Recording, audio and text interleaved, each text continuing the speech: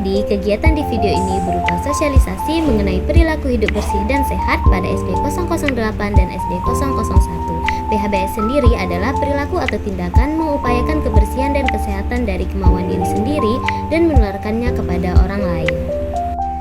Nah, karena sosialisasi ini dilakukan di sekolah, maka PHBS yang kami jelaskan pun dikhususkan mengenai PHBS di sekolah.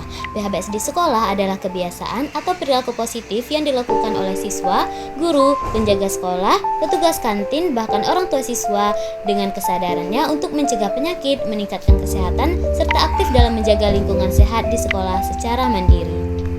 Nah, manfaat PHBS sendiri ada 3. Yang pertama, meningkatkan derajat kesehatan, mencegah penyakit, dan menjadikan lingkungan lebih sehat. Apa saja sih yang termasuk PHBS di sekolah? Di sini kami akan membahas 14 indikator PHBS di sekolah. Yang pertama adalah menggunakan air bersih. Manfaat dari air bersih sendiri adalah yang pertama, terhindar dari gangguan penyakit serta menjaga kebersihan warga sekolah. Yang kedua adalah menggunakan jamban yang sehat. Syarat jamban yang sehat yang pertama adalah tidak berbau, kemudian kotoran tak dapat dijamah oleh serangga dan tikus, tidak mencemari tanah di sekitarnya, mudah dibersihkan dan aman digunakan, serta penerangan dan ventilasi cukup, lantai kedap air dan luas ruangan memadai, tersedianya air, sabun dan alat pembersih. Yang ketiga, membuang sampah pada tempatnya. Akibat membuang sampah sembarangan, yang pertama, sampah menjadi sumber pencemaran tanah, air dan juga udara, serta sampah menjadi sumber dan tempat hidup kuman yang membahayakan bagi kesehatan. Yang keempat, cuci tangan 6 langkah yang baik dan benar menggunakan sabun. Manfaat mencuci tangan adalah membunuh kuman penyebab penyakit. 5 waktu penting cuci tangan. Yang pertama, sebelum makan, kemudian setelah buang air besar dan buang air kecil, sebelum mengolah makanan, sebelum memegang bayi, dan setelah beraktivitas. 5. Mengonsumsi jajanan yang sehat. Jajanan yang dikonsumsi haruslah bersih, aman, dan bergizi. Jajanan yang dikonsumsi haruslah mengandung yang pertama protein sebagai sumber kecerdasan, kekebalan, dan juga pertumbuhan. Kemudian lemak sebagai sumber kecerdasan dan juga kekebalan, sedangkan karbohidrat sebagai sumber energi, kekuatan, dan juga tenaga. Dan yang terakhir vitamin dan juga mineral sebagai sumber kesehatan, kebugaran, dan juga kekebalan.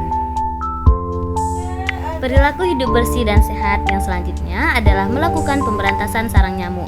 Manfaatnya agar siswa terhindar dari berbagai macam penyakit yang ditularkan oleh nyamuk seperti demam berdarah dan juga malaria. Istilah pemberantasan sarang nyamuk dikenal dengan 3M. M yang pertama, menguras dan menyikat. M yang kedua, menutup tempat penampungan air. Dan M yang ketiga adalah memanfaatkan atau mendaur ulang barang bekas. Yang ke-8, tidak merokok, karena dalam satu batang rokok mengandung lebih dari 4.000 bahan kimia, 400 zat berbahaya, dan 43 senyawa penyebab kanker, di antaranya nikotin, tar, dan karbon monoksida. Apa saja sih masalah yang akan muncul apabila seorang pelajar merokok? Yang pertama, tentu saja akan mengganggu prestasi belajarnya di sekolah. Kemudian perkembangan paru-parunya juga akan terganggu. Lebih sulit sembuh saat sakit karena rokok itu dapat mempengaruhi sistem imun di dalam tubuh. Kemudian seorang perokok juga akan mengalami kecanduan karena saat memutuskan berhenti merokok maka akan timbul gejala seperti depresi, insomnia, mudah marah, dan masalah mentalnya dapat berdampak negatif pada kinerja sekolah dan juga perilakunya. Seorang perokok juga akan terlihat lebih tua dari usianya, sering memiliki jerawat atau masalah kulit lainnya, serta menimbulkan plak pada gigi. Yang ke-9, menimbang berat badan dan mengukur tinggi badan. Manfaatnya untuk mengetahui pertumbuhan dan juga perkembangan, serta untuk mengetahui status gizi. Perilaku hidup bersih dan sehat yang ke-10 adalah memotong dan membersihkan kuku. Mengapa sih kita harus rutin memotong kuku? Karena kuku yang panjang menjadi salah satu tempat favorit bakteri untuk tumbuh dan menyebabkan penyakit. Yang ke-11, menggosok gigi.